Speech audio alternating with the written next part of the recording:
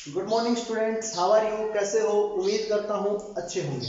आप लोग स्टियोकोमेट्रिक of chemical reactions को देख रहे हो। आज की क्लास में हमारा जो आज का टॉपिक है that the stoichiometry of a chemical reaction. देखो, स्टियोकोमेट्री ऑफ केमिकल रिएक्शंस को अगर मैं समझाऊं तो उससे पहले अगर आप लोगों को लिटिल बिट नॉलेज है अबाउट द मोल कॉन्सेप्ट तो आप लोगों के लिए ये टॉपिक समझना बहुत आसान होगा। क्लियर है? तो एक बार हम लोग मोल कॉन्सेप्ट को थोड़ा सा रिवाइज कर लेते हैं, क्या होता है, कैसे होता है, कैसे वो वर्क करता है, उसके बाद हम लोग स्टियोकोमेट्रिक पर आएंगे। तो आज जनरली सबसे पहले इसका बेसिक पार्ट है और वो कौन सा है, मोल कॉन्सेप्ट को बात करते हैं। ठीक है ना?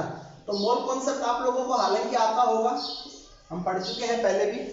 तो मोल कॉन्सेप्ट क्या होता है? मोल कॉन्सेप्ट को समझने से पहले मेरे पास कुछ एग्जांपल्स हैं, उन एग्जांपल्स के जरिए आप लोगों को कुछ बातें बताना चाहता हूं। फॉर एग्जाम्पल, आप लोग मार्केट में गए और मार्केट में जाने के बाद आप लोगों ने कहा कि मुझे है ना 1 दर्जन केला दे दीजिए भाई। तो दुकानदार होता है वो क्या देता है आपको, कितने केला देगा बताओ? 12 बनाना।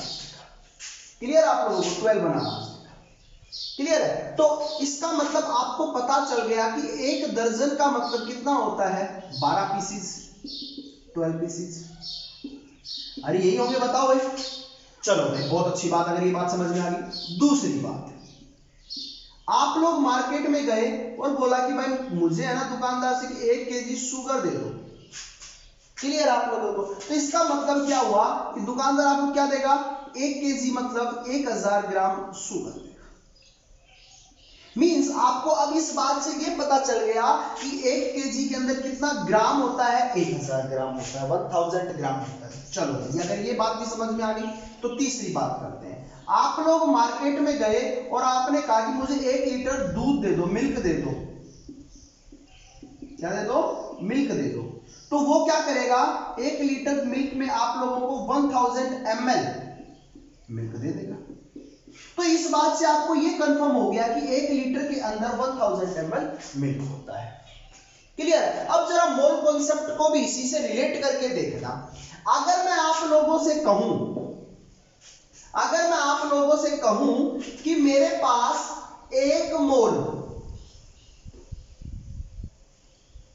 इसका मतलब मेरे पास उस कंपाउंड का मोलर मास पता है, उसका कंपाउंड का मोलर मास। ठीक है? मैं कहूं मुझे 1 मोल कोई चीज दे दो, तो वो अगर मास की टर्म में करेगा तो उसका किसका होगा, मोलर मास। अगर नंबर की टर्म में, जैसे नंबर में आपने बनानास देखे थे, कितने नंबर थे, 12 पीस। तो सिमिलरली अगर 1 मोल का अगर कोई चीज आपको देता है, उसको मैं नंबर की टर्म्स में देखूं तो वही एवोगैड्रो नंबर 6.022 10⁻23। एटम्स भी हो सकते हैं ये, मॉलिक्यूल्स भी हो सकते हैं ये, और आयंस भी हो सकते हैं। मैं आप लोगों से कहूं कि 1 मोल सोडियम दे दो भाई, तो 1 मोल सोडियम का मतलब क्या करेगा, क्या तो वो हम लोगों को 23 ग्राम सोडियम देगा। मैं मास की टर्म में बात करें, 1 मोल सोडियम दे दो तो इसका मतलब क्या कहेगा कि मुझे 23 ग्राम सोडियम। अगर मैं कहूं कि मुझे 1 मोल आप लोग क्या दे दो, सोडियम दे दो, लेकिन नंबर की टर्म में दो, तो कितने देगा आपको, 6.022 10⁻23 एटम्स देगा आपको। नंबर्स में 6.022 10⁻23 एटम्स। और इन्हीं नंबर्स को हम लोगों ने एक नाम दिया, that is the Avogadro numbers. कौन से नंबर है ये, एवोगैड्रो। इनको हम Na से डिनोट करते हैं। किससे डिनोट करते हैं, Na से डिनोट करते हैं। क्लियर आप लोगों को? तो मैंने 2 टर्म्स में बात की, एक टर्म्स मोलर मास की टर्म में और दूसरा नंबर की टर्म्स में। तीसरा अगर मैं बात करूं कि मुझे 1 मोल, और मैं अब की बार वॉल्यूम में बात करता हूं, तो इसका मतलब वो क्या देगा आपको, 22.4 लीटर, या अगर लीटर में ना बात करो तो 22,400 ml, इतना वॉल्यूम आप देगा। जनरली ये वॉल्यूम टर्म हम गैसेस के लिए लेते हैं। किसके लिए लेते हैं, गैसेस के लिए। मैं कहूं कि मुझे 1 मोल CO2 गैस दे दो, तो इसका मतलब आपको CO2 गैस का कितना वॉल्यूम देगा, 22.4 लीटर का देगा, या 22,400 ml देगा। क्लियर आप लोगों को? तो आप लोग बस इस बात को ध्यान रखिए कि 1 मोल इज इक्वल टू बराबर होता है किसी भी कंपाउंड, एटम, एलिमेंट, आयन के मोलर मास के बराबर। 1 मोल बराबर होता है Avogadro's number, means 6.022 into 10⁻23 atoms, molecule और आयन। और तीसरी बात, 1 मोल इज इक्वल टू बराबर होता है किसी भी गैसेस के वॉल्यूम के बराबर, और उसका वॉल्यूम 1 मोल का मतलब क्या होगा 22.4 लीटर या 22,400 ml। ये एक बात होती है मोल की। जरा एक क्वेश्चन देख लीजिए इसके ऊपर। मैं कहूं कि मेरे पास 48 ग्राम ऑफ, या 46 मान लेता हूं, 46 ग्राम ऑफ सोडियम है। मैं पूछूं इसमें कितने मोल है। एक क्वेश्चन मैंने ये पूछ लिया। दूसरा क्वेश्चन मैंने ये बोला कि मेरे पास 2 मोल सोडियम के हैं। क्लियर आप लोगों को? तो मैं पूछूं इसमें कितने मॉलिक्यूल्स या एटम्स हैं। मैं आप लोगों से बोलूं कि मेरे पास 3 मोल CO2 गैस के हैं, बताओ उसका वॉल्यूम कितना है। ये तीनों क्वेश्चन जरा देख लीजिए आप लोग। 46 ग्राम ऑफ सोडियम, ठीक है, इसमें कितने मोल है। अब चीजें क्लियर हो गई होंगी आप लोगों को, बहुत आसानी से बातें समझ में आ गई होंगी। देखिए भाई, अगर आप लोगों को मैं बात करूं सोडियम, और सोडियम का 1 मोल बराबर होता है किसके, उसके मोलर मास के, और सोडियम का मोलर मास कितना होता है 23 ग्राम। तो 23 ग्राम के अंदर कितने मोल होंगे बताओ भाई, 1 मोल। तो 40 ग्राम के अंदर कितने होंगे जरा बताओगे मुझे, 46 ग्राम के अंदर, बोलिए भाई लोग, 2 मोल। क्लियर आप लोगों को? तो आपको सिर्फ ये बात ध्यान रखनी है कि 1 मोल बराबर होता है किसी भी compound, element, atom, ion, molecule, उसके मोलर मास के बराबर। वहीं पर दूसरी अगर मैं बात करूं तो 1 मोल बराबर होता है 6.022 10⁻23, या मैं एवोगैड्रोज नंबर कह दूं किसी भी एटम, मॉलिक्यूल और आयन के। और तीसरी अगर मैं बात कर रहा हूं आप लोगों से, 1 मोल बराबर होता है 22.4 लीटर या 22,400 ml के। क्लियर है आप लोगों को? जरा देखिए, मेरे पास 2 मोल सोडियम है, तो उसमें एटम बताओ तो कितने एटम होंगे सोडियम के। तो आपको पता है 1 मोल सोडियम के अंदर कितने एटम होंगे, जरा बताइए। आपको पता है एवोगैड्रो नंबर 1 मोल के अंदर, क्या आप 2 मोल के अंदर नहीं निकाल सकते हो? अरे बोलिए। मैं आप लोगों से पूछूं कि 1 मोल CO2 का वॉल्यूम कितना होता है, जरा आपको पता नहीं है क्या, 22.4 लीटर। तो आप मुझे 3 मोल CO2 के अंदर नहीं बता सकते क्या? क्लियर है? तो ये कुछ छोटा सा आइडिया था मोल कॉन्सेप्ट के बारे में। हम लोग अभी इस वीडियो के अंदर एक स्टियोकोमेट्रिक पार्ट को पढ़ने वाले, एक एग्जांपल के जरिए हम लोग चीजों को समझेंगे, और फिर उसके बाद हम लोग आगे बढ़ेंगे। क्लियर आप लोगों को? सो ये मेरे पास एक क्वेश्चन है भाई स्टियोकोमेट्री से रिलेटेड, कि CaCO3 plus HCl, CaCl2 plus H2O plus CO2।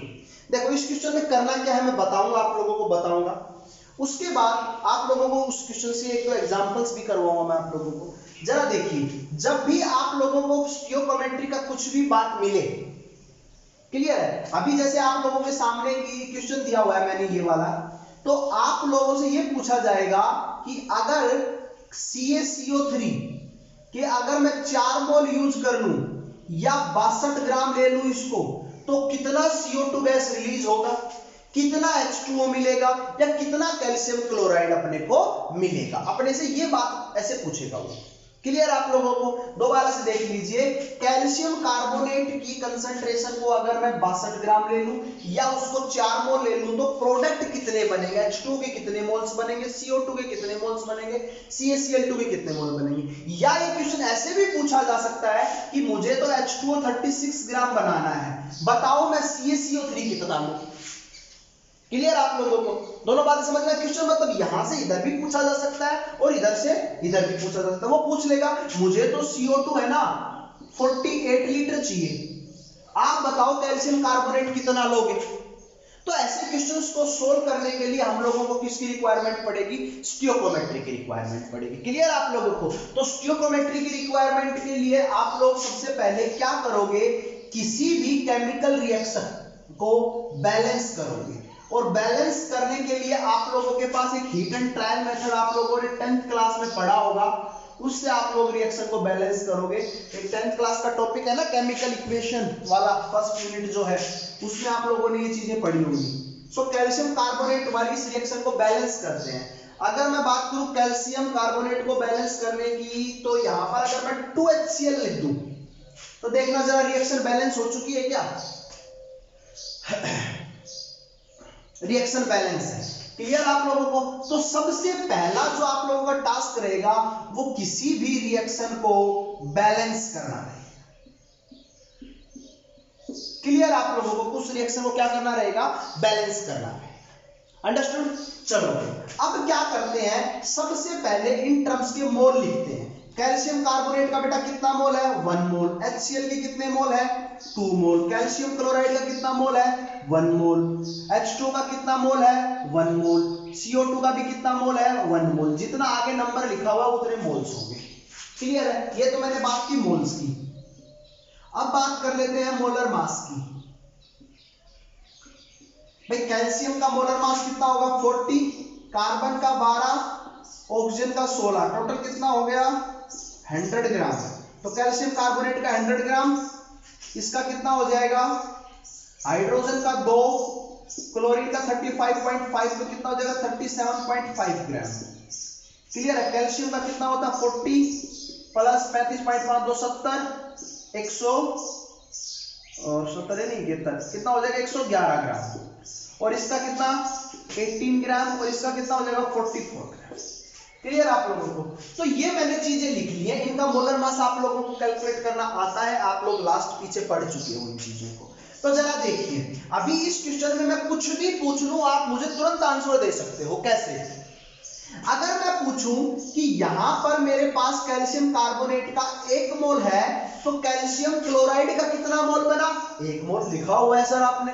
अगर मैं पूछूं कि कैल्शियम कार्बोनेट की अगर मैंने यहां पर 2 मोल ले लिए, तो ये भी कितना बनेगा? 2 मोल बनेगा।